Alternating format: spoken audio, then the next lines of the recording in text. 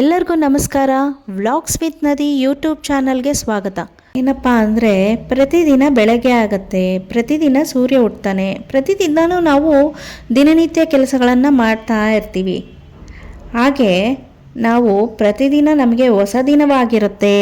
ಪ್ರತಿ ಸೂರ್ಯನು ನಮಗೆ ಹೊಸ ಸೂರ್ಯ ಆಗಿರ್ತಾನೆ, ಒಂದು ಹೊಸ ಚೈತನ್ಯದ ಚಿಲುಮೆಯನ್ನು ಮೂಡಿಸ್ತಾನೆ.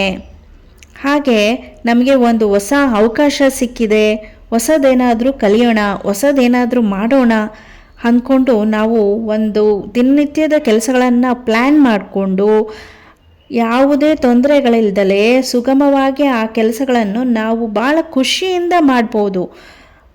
ಹೀಗೆ ನಮಗೆ ಪ್ರತಿದಿನ ನಾವು ಈ ಥರ ಏನಾದ್ರು ಅಂದ್ಕೊಂಡ್ರೆ ನಮಗೆ ಹೊಸದನ್ನು ಕಲಿಯೋದಕ್ಕೆ ಅವಕಾಶ ಸಿಗತ್ತೆ. ಇಲ್ಲ ಅಂದರೆ ಈ ದಿನನಿತ್ಯದ ಕೆಲಸಗಳನ್ನು ಮುಗಿಸೋದ್ರಲ್ಲೇ ನಮ್ಮ ಇಡೀ ದಿನ ಹೋಗ್ಬಿಡತ್ತೆ. ನಾವು ಅವಾಗ ಹೊಸದೇನು ಕಲಿಯೋದಕ್ಕಾಗಲ್ಲ, ಹೊಸದೇನು ಮಾಡೋದಕ್ಕಾಗಲ್ಲ. ಬನ್ನಿ ಒಂದು ಹೊಸ ಉತ್ಸಾಹದಿಂದ ಇವತ್ತಿನ ವ್ಲಾಗ್ ಶುರು ಮಾಡೋಣ. ನಾನು ಇವತ್ತಿನ ತಿಂಡಿ ಪಲಾವ್ ಮಾಡಬೇಕು ಅಂದ್ಕೊಂಡಿದ್ದೀನಿ. ಇಲ್ಲಿ 3 ಗ್ಲಾಸ್ ಬಾಸುಮತಿ ರೈಸ್ ತೊಗೊಂಡಿದ್ದೀನಿ. ತೊಳೆದುಬಿಟ್ಟು ನೀರಿನಲ್ಲಿ ನೆನೆಹಾಕ್ಕೊಳ್ತಾ ಇದ್ದೀನಿ ಅರ್ಧ ಗಂಟೆ. ಹಾಗೆ ಪಲಾವಿಗೆ ಬೇಕಾಗಿದ್ದ ತರಕಾರಿಗಳನ್ನೆಲ್ಲ ನಾನು ರಾತ್ರಿಯೇ ಹೆಚ್ಚಿಟ್ಕೊಂಡಿರ್ತೀನಿ. ಬೆಳಗ್ಗೆನೇ ಹೆಚ್ಕೊಂಡೆಲ್ಲ ಮಾಡ್ಕೊಳೋದಕ್ಕೆ ಸಮಯ ಸಾಕಾಗೋದಿಲ್ಲ ಅಂತ ಅಂದು ಇಲ್ಲಿ ಒಂದು ಈರುಳ್ಳಿ, 1 ಟೊಮೊಟೊ, 4 ಹಸಿಮೆಣ್ಸಿನ್ಕಾಯಿ ತೊಗೊಂಡಿದ್ದೀನಿ. ಇದನ್ನೆಲ್ಲ ಹೆಚ್ಕೊತೀನಿ. ಮತ್ತು ಜೊತೆಗೆ ಸ್ವಲ್ಪ ಕೊತ್ತಂಬರಿ ಸೊಪ್ಪು ಕೂಡ ಹೆಚ್ಕೊತೀನಿ. ಪಲಾವಿಗೆ ನಾನು ಬಟಾಣಿ ನೆನೆಹಾಕಿಲ್ಲ ಇವತ್ತು. ಅದಕ್ಕೆ ನಾನು ಸೋಯಾ ಚಂಕ್ಸ್ ಇರೋದನ್ನು ಸ್ವಲ್ಪ ಬೇಯಿಸ್ಕೊಳ್ತಾ ಇದ್ದೀನಿ. ಸ್ವಲ್ಪ ಅದಕ್ಕೆ ಉಪ್ಪಿಡಿಲಿ ಅಂತ ಉಪ್ಪು ಹಾಕ್ತಾ ಇದ್ದೀನಿ. ಇದು ಸ್ವಲ್ಪ ಬೆಂದಾದಮೇಲೆ ಬಿಸಿನೀರಿನಲ್ಲಿ ಹಾಕಿದ್ರೆ ಸಾಕು, ಬೇಗ ಬೆಂದ್ಕೊಳುತ್ತೆ. ಇದಕ್ಕೇನು ತುಂಬ ಹೊತ್ತು ಬೇಡ. ಅದನ್ನು ಬಸಿದ್ಬಿಟ್ಟು ಮತ್ತೆ ತಣ್ಣೀರಲ್ಲಿ ಒಂದು ಸರಿ ತೊಳೆದ್ಬಿಟ್ರೆ ಉಪ್ಪು ಜಾಸ್ತಿ ಆಗಿದ್ರೂ ಸ್ವಲ್ಪ ಕಮ್ಮಿ ಆಗುತ್ತೆ ಪಲಾವಿಗೆ. ಮತ್ತೆ ಯಾಕಂದರೆ ನಾವು ಇನ್ನೊಂದು ಸರಿ ಉಪ್ಪು ಹಾಕ್ತೀವಲ್ಲ ಅದಕ್ಕೆ. ನಾನು ಪುದೀನಾನ ಇಲ್ಲೇ ಬಾಲ್ಕನಿಯಲ್ಲಿ ಬೆಳ್ಕೊಂಡಿದ್ದೀನಿ. ಪ್ರತಿ ಸರಿ ಪಲಾವು ಏನಾದರೂ ಪುದೀನಾದೇನಾದರೂ ಮಾಡಬೇಕು ಅಂದ್ರೂ ನಾನು ಇಲ್ಲೇ ಪಾಟಲ್ಲೇ ಕಿತ್ಕೊಳ್ತೀನಿ. ಹೊರಗಡೆಯಿಂದ ನಾನು ಪುದೀನ ತೊಗೊಳಲ್ಲ. ತುಂಬ ಫ್ರೆಶ್ ಪುದೀನ, ಗಮ್ಮಂತ ಸುವಾಸನೆ ಬರ್ತಾಯಿದೆ. ಪುದೀನ ವಾಸನೆ ತುಂಬ ಚೆನ್ನಾಗಿರುತ್ತೆ ಬೆಳಗ್ಗೆನೆ. ಮತ್ತು ನನಗಿಲ್ಲಿ ಅಡುಗೆ ಮಾಡುವಾಗ ಸಾಮಾನ್ಯವಾಗಿ ಎಲ್ಲರ ಅಡುಗೆ ಮನೆಯಲ್ಲೂ ಸ್ವಲ್ಪ ಗಲೀಜು ಆಗ್ತಾನೇ ಇರುತ್ತೆ. ಈರುಳ್ಳಿ ಸಿಪ್ಪೆ ಬಿಡಿಸಿದ್ದಾಗಿರ್ಬೋದು, ಪುದೀನ ಕೊತ್ತಂಬರಿ ಬಿಡಿಸ್ಕೊಂಡೋಗಿರ್ಬೋದು. ಅಂದರೆ ಇಲ್ಲಿ ನನಗೆ ಪ್ರತಿ ಸರಿನೂ ನಾನು ಕ್ಲೀನ್ ಮಾಡ್ಕೊತಾನೇ ಇರ್ತೀನಿ. ಇಲ್ಲ ಅಂದರೆ ಏನೋ ತುಂಬ ಕೆಲಸ ಆಗಿಬಿಟ್ಟಿದೆ, ಗಲೀಜು ಕಾಣ್ತಾ ಇದೆ ಅಂತ ಅನ್ನಿಸ್ತಾ ಇರುತ್ತೆ. ಸ್ವಲ್ಪ ಶುಂಠಿ ಹೆಚ್ಕೊಳ್ತಾ ಇದ್ದೀನಿ. ಶುಂಠಿ ಮತ್ತು ಬೆಳ್ಳುಳ್ಳಿ, ಚಕ್ಕೆ ಲವಂಗ, ಸ್ವಲ್ಪ ಕಾಯಿ, ಸ್ವಲ್ಪ ಧನಿಯಾ, ಇದಿಷ್ಟನ್ನು ಹಾಕಿ ನಾನು ರುಬ್ಕೊಳ್ತಾ ಇದ್ದೀನಿ.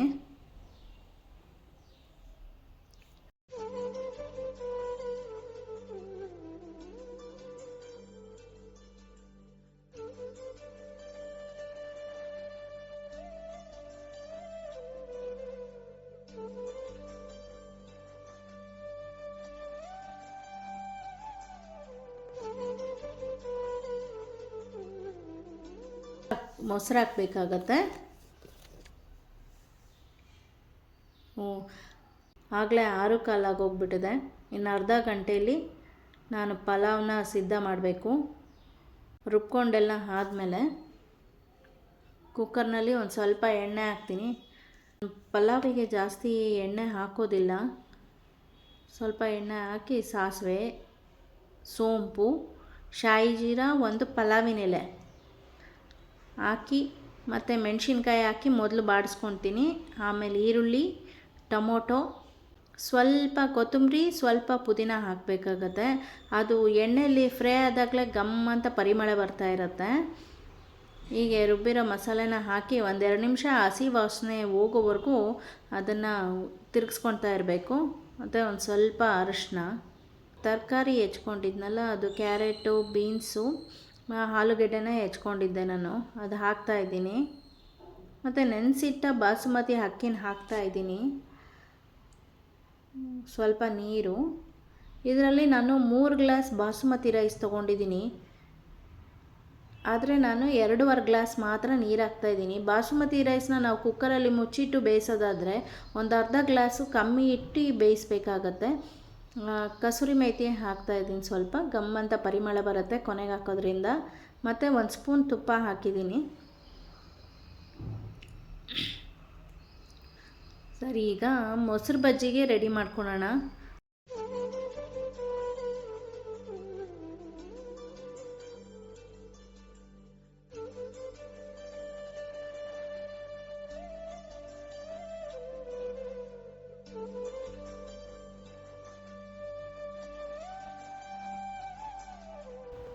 ಟೊಮೊಟೊ, ಈರುಳ್ಳಿ, ಕೊತ್ತಂಬರಿ ಸೊಪ್ಪು, ಸೌತೆಕಾಯಿ ಇದಿಷ್ಟನ್ನು ಸಣ್ಣಗೆ ಹೆಚ್ಕೊಂಡು ಮೊಸರಿಗೆ ಹಾಕಿ ಸ್ವಲ್ಪ ಉಪ್ಪಾಕಿ ಮೊಸರು ಬಜ್ಜಿ ರೆಡಿ ಮಾಡ್ಕೊಂಡಿದ್ದೀನಿ.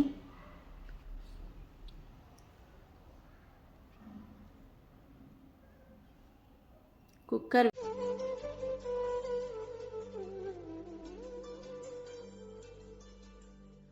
ವಿಜಿಲ್ ಹಾರಿದೆ. ಈಗ ಪಲಾವ್ ರೆಡಿಯಾಗಿದೆ ನೋಡಿ, ಎಷ್ಟು ಚೆನ್ನಾಗಿ ಕಾಣ್ತಾ ಇದೆ. ಈಗ ಲಂಚ್ ಬಾಕ್ಸ್ನ ಪ್ಯಾಕ್ ಮಾಡ್ತಾ ಇದ್ದೀನಿ. ಸ್ವಲ್ಪ ಮೊಸರು ಬಜ್ಜಿ, ಸ್ವಲ್ಪ ಪಲಾವ್ ಹಾಕಿ ಪ್ಯಾಕ್ ಮಾಡ್ತಾ ಇದ್ದೀನಿ.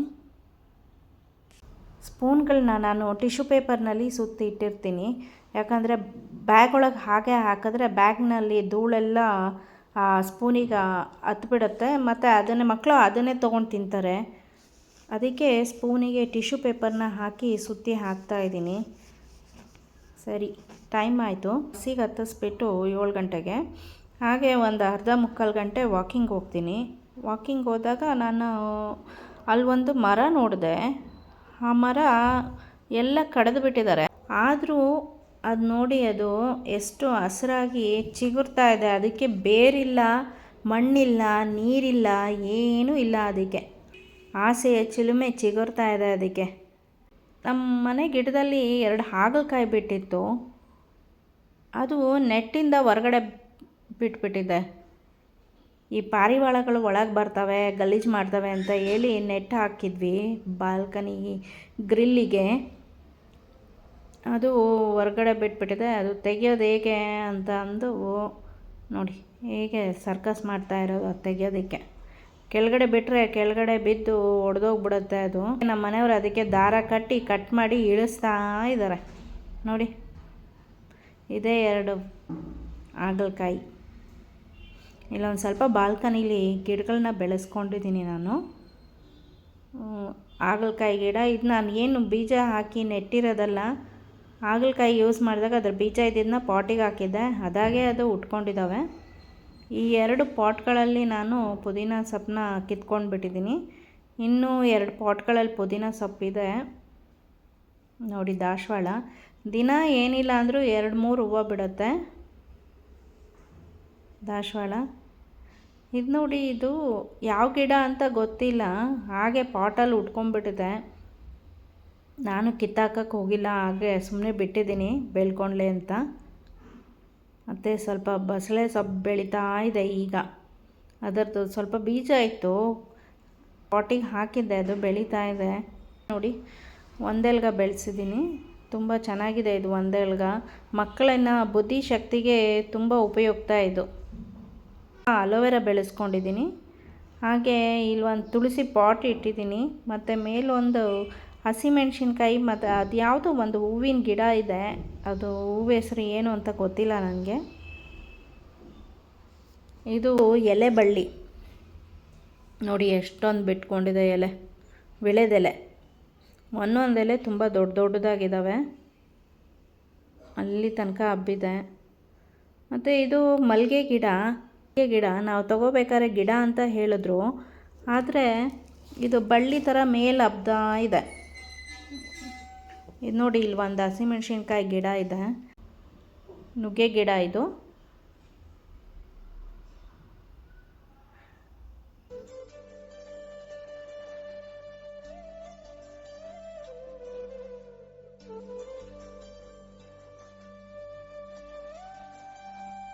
ಹಾಗೆ ಇವತ್ತು ಸಂಜೆಗೆ ಸ್ವಲ್ಪ ನಾನು ಚಿಕ್ಕಿ ಮಾಡಬೇಕು ಅಂದ್ಕೊಂಡಿದ್ದೀನಿ, ಕಡಲೆಕಾಯಿ ಬೀಜದ ಚಿಕ್ಕಿ. ಮತ್ತು ನನ್ನ ಮಗಳು ಮಂಡಕ್ಕಿ ಉಂಡೆ ಕೇಳ್ತಾಯಿತ್ತು.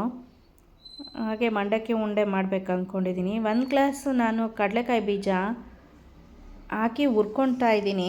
1 ಗ್ಲಾಸ್ ಕಡಲೆಕಾಯಿ ಬೀಜ ತೊಗೊಂಡ್ರೆ ನೀವು 3/4 ಗ್ಲಾಸು ಬೆಲ್ಲ ತೊಗೋಬೇಕಾಗತ್ತೆ. ಪಾಕ ಆವಾಗ ತುಂಬ ಹದವಾಗಿ ಬರುತ್ತೆ. ಕಡಲೆಕಾಯಿ ಬೀಜ ಚಿಕ್ಕಿನೂ ತುಂಬ ಚೆನ್ನಾಗಿ ಬರುತ್ತೆ. ಹೇಗೆ ಚೆಕ್ ಮಾಡೋದು ಅಂದರೆ, ಒಂದು ಬೌಲ್ ತಣ್ಣೀರಲ್ಲಿ ತೊಗೊಂಡು ಆ ತಣ್ಣೀರಿಗೆ 1 ಹನಿ ಹಾಕ್ಕೊಂಡ್ರೆ ಅದು ಕಟ್ಟಂತ ಒಂದು ನೀರೊಳಗಿಂದ ತೆಗೆದಾಗ ಚಾಕ್ಲೇಟ್ ಥರ ಕಟ್ ಅಂತ ಮುರಿದೋಗುತ್ತೆ. ಆವಾಗ ಅದು ಪಾಕ ರೆಡಿಯಾಗಿದೆ ಅಂತ ಅಂದು ಅದಕ್ಕೆ ಕಡಲೆಕಾಯಿ ಬೀಜ ಸೇರಿಸ್ತಾ ಇದ್ದೀನಿ ಪಾಕಕ್ಕೆ. ಚೆನ್ನಾಗಿ ತಿರುಗಿಸ್ಕೊಂಡು ಒಂದು ತಟ್ಟೆ ಹಿಂದಿನ ಜಾಗಕ್ಕೆ 1 ಸ್ಪೂನ್ ತುಪ್ಪ ಹಾಕಿ ಹರಡ್ತಾ ಇದ್ದೀನಿ. ಹಾಗೆ ಮಂಡಕ್ಕಿ ಉಂಡೆಗೆ ಪಾಕ ಇಟ್ಕೊಂಡಿದ್ದೀನಿ. ಇದು ಅಷ್ಟೇ ಸೇಮ್ ಪಾಕ ಬರಬೇಕು. ಇದು ಮಂಡಕ್ಕಿನ ಹೀಗೆ ಹದವಾಗಿ ತಿರುಗಿಸ್ಕೋಬೇಕಾಗತ್ತೆ. ಕಡಲೆಕಾಯಿ ಬೀಜ ಚಿಕ್ಕಿಗೆ ತಿರುಗಿಸ್ಕೊಂಡಿದ್ವಲ್ಲ, ಆ ಥರ ಪೂರ್ತಿ ಮಂಡಕ್ಕಿಗೆ ಪಾಕ ಎಲ್ಲ ಅಂಟಬೇಕಾಗತ್ತೆ. ಸ್ವಲ್ಪ ಆರಿದ ಮೇಲೆ ಈ ಥರ ಒದ್ದೆ ಕೈ ಮಾಡಿಕೊಂಡು ಸ್ವಲ್ಪ ಉಂಡೆನ ಕಟ್ಬೋದು. ಅದೇ ಇಲ್ಲಿ ನೋಡಿ, ಕಡಲೆಕಾಯಿ ಬೀಜ ಚಿಕ್ಕಿನ ಮೊದಲೇ ಸ್ವಲ್ಪ ಹಸಿ ಇದ್ದಾಗಲೇ ಅದನ್ನು ಕಟ್ ಮಾಡ್ಕೊಳೋದು ಒಳ್ಳೆಯದು. ಇಲ್ಲಾಂದರೆ ಆಮೇಲೆ ಅದು ಕಟ್ಟಾಗಲ್ಲ. ಎಲ್ಲ ಸೈಡಿಂದನೂ ಈ ಥರ ಕಟ್ ಮಾಡಿಕೊಂಡ್ರೆ ಅದು ಹಾಗೇ ಡ್ರೈ ಆಗಿರುತ್ತೆ. ಕಟ್ ಮಾಡಿಕೊಂಡ್ರೆ ಅದು ಹಾಗೇ ಒಣಗೋಗುತ್ತೆ, ಪಾಕ ಎಲ್ಲ ಗಟ್ಟಿಯಾಗತ್ತೆ. ಆಮೇಲೆ 1 ಸ್ಪೂನಿಂದ ತೆಗೆದ್ರೆ ಸಾಕು, ಮೇಲೆ ಬರುತ್ತೆ.